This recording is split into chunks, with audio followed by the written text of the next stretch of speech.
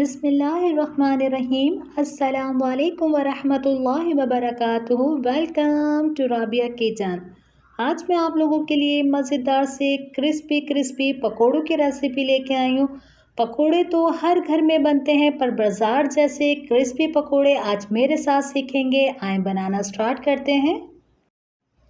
एक मैंने बड़े साइज़ का आलू लिया था, जिसे छीलने के बाद कद्दूकश कर लिया है और इतने बारीक बारीक हो जाते हैं कद्दूकश करने के बाद। अच्छी तरीके से इसको धो लेंगे, फिर इसको छन्नी में निकाल लेंगे, सारा पानी इसका निकल जाएगा। तो एक मैंने बड़े साइज़ की प्याज ली है और प्याज को भी हम गोल गोल कटिंग करेंगे। हमारे लच्छे वाले पकोड़े बनेंगे। गोल गोल कटिंग करने के बाद लच्छों को प्याज के इस तरीके से खोलना ज़रूरी है और इतने ज़बरदस्त लच्छे वाले पकोड़े बनेंगे। इस तरीके से आप ज़रूर कीजिएगा। 8 मैंने हरी मिर्चें ली हैं मोटी वाली, जिसके अंदर तेज़ी बिल्कुल नहीं होती। 2 टेबलस्पून हरा धनिया ये डालेंगे इसके अंदर। 1/4 टीस्पून जितनी मैंने अजवाइन ली है, इससे हमारे पकोड़ों के अंदर बादीपन नहीं आता, ज़रूर डाला करें। 1 टेबलस्पून लहसुन अदरक का पेस्ट डालेंगे, इससे हमारे पकोड़ों के अंदर बादीपन नहीं आता, भारीपन नहीं लगता पकोड़े खाने से। तो ज़रूर लहसुन अदरक का इस्तेमाल किया करें। 2 टीस्पून कुटा हुआ साबुत धनिया जाएगा। 1 टीस्पून सफ़ेद ज़ीरा डालेंगे। पिंच हम इसके अंदर ऑरेंज कलर डालेंगे, जिससे खूबसूरत सा हमारे पकोड़ों के अंदर कलर आ जाता है। पिंच हम इसके अंदर मीठा सोडा डालेंगे। पिंच इसके अंदर हम डालेंगे हल्दी।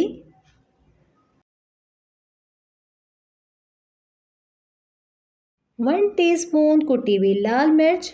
1 टीस्पून नमक। तमाम मसाले इसके कंप्लीट हो चुके हैं। अब हम इसके ऊपर एक स्ट्रेटनर रखेंगे।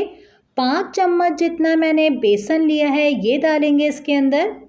1 चम्मच चावल का आटा, 1 चम्मच मैदा। अब सबको अच्छी तरीके से छान लेंगे। चावल के आटे से हमारे पकोड़ों के अंदर इतना क्रिस्पीपन आता है, तो ज़रूर 1 चम्मच चावल का आटा मिलाया करें पकोड़ों के अंदर। अब थोड़ा थोड़ा पानी के साथ इसका हम घोल तैयार कर लेंगे कि अच्छा सा इसका घोल बन जाए। तकरीबन मैंने इसके अंदर 1/4 कप पानी डाला है, क्योंकि प्याज का पानी भी निकलेगा। अच्छे से इसका पहले हम घोल तैयार कर लेंगे।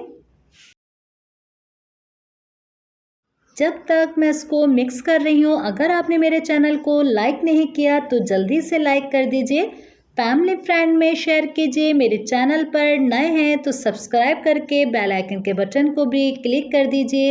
इंशाल्लाह आप लोगों को ऐसे ही मज़ेदार सी नई नई रेसिपी देखने को मिलेगी। मैंने इसको 10 मिनट के लिए ढक के रख दिया था। 10 मिनट के बाद ये देखिए हल्का फुल्का प्याज ने पानी छोड़ा है, तो अच्छे से इसको हम मिक्स करेंगे। एक मैंने अंडा लिया है, जिसे अच्छी तरीके से फेंट लिया है। अब हम इसके कलर के लिए और क्रिस्पीपन के लिए मज़ीद 1 अंडा डालेंगे और अच्छे से इसको भी हम मिक्स कर लेंगे। अगर आपको ये थोड़ा सा लिक्विड टाइप का लगे तो आप बिल्कुल इसके अंदर 1 टेबलस्पून जितना बेसन डाल सकती हैं और अच्छे से मिक्स कर लीजिए। ये मुझे ठीक लग रहा है, इसलिए मैंने अच्छे से इसको मिक्स कर लिया है। साइड पर भी मैंने ऑयल को अच्छा सा गर्म कर लिया है। पहले इसको हल्का सा चेक कर लेंगे और ऑयल का भी टेम्परेचर आप देख सकती हैं बिल्कुल ठीक है। अब हम इसके अंदर पकोड़े डालेंगे और पकोड़े भी बिल्कुल चारों उंगलियों को इस तरीके से घुमाते हुए डाला करें, तो बिल्कुल बाज़ार का शेप आता है। बहुत आसान और झटपट सी बनने वाली मैं आपके लिए रेसिपी लेके आती हूँ। ज़रूर ट्राई करा करें, फिर बैक दिया करें। जब इसका एक साइड होने लग जाएगा तो इसके साइड को हम चेंज करेंगे। तकरीबन मैंने इसके साइड को 2-3 दफ़ा चेंज करने के बाद खूबसूरत सा कलर आप देख सकती हैं और क्रिस्पीपन भी देख सकती हैं कि कितना क्रिस्पीपन आया है हमारे पकोड़ों के अंदर। और आँच इसकी बिल्कुल दरमियानी रखा करें। दरमियानी आँच पे बहुत अच्छी चीज़ फ्राई होती है। अच्छा सा इसके कलर आने के बाद ये हमारे रेडी हो चुके हैं। इसको हम निकालने के बाद अच्छी तरीके से झाड़ लेंगे ऑयल को। चाहे तो आप किसी भी टिश्यू के ऊपर निकाल लीजिए, पर इसके अंदर बिल्कुल भी ऑयल नहीं होता, क्योंकि चावल का आटा जो गया है इसके अंदर, इसकी वजह से चावल बिल्कुल एग्जॉस्ट कर लेता है ऑयल इसके अंदर नज़र नहीं आता। दूसरे बैच को भी मैंने अच्छी तरीके से फ्राई कर लिया है और इसको भी हम निकाल लेते हैं। और मज़ेदार सी हम अपनी ग्रीन चटनी के साथ इसको एंजॉय करेंगे।